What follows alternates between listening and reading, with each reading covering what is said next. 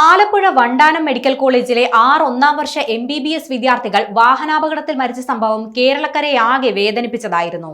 ആ ദാരുണമായ അപകടം നടന്നിട്ട് ഇന്ന് 1 വർഷം തികഞ്ഞിരിക്കുകയാണ്. സഹപാഠികളുടെ ഓർമ്മകൾ നിലനിർത്താൻ വിദ്യാർത്ഥികളും അധ്യാപകരും PTA-യും ചേർന്ന് വൃന്ദാവനം എന്ന പേരിൽ ഉദ്യാനമൊരുക്കും.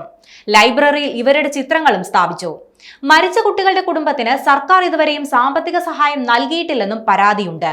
പരീക്ഷയെല്ലാം കഴിഞ്ഞ് ഒന്നിച്ച് സിനിമ കാണാൻ പോകുമ്പോഴായിരുന്നു ദാരുണമായ അപകടമുണ്ടായത്. 1-ാം വർഷം പഠിക്കുന്ന 11 പേർ ഹോസ്റ്റലിൽ നിന്ന് ഒന്നിച്ചാണ് ആലപ്പുഴയിലേക്ക് പോയത്.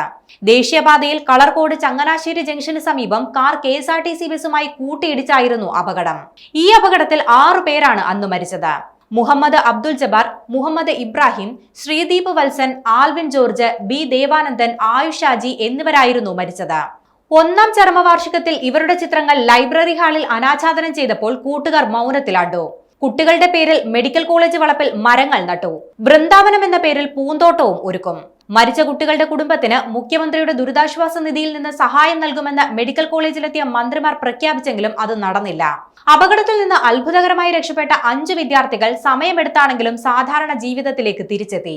മരിച്ച വിദ്യാർത്ഥികളിൽ ഒരാളുടെ കുടുംബത്തിന് PTA മുൻകൈയെടുത്ത് വീട് നിർമ്മിച്ചു നൽകുകയും ചെയ്തു.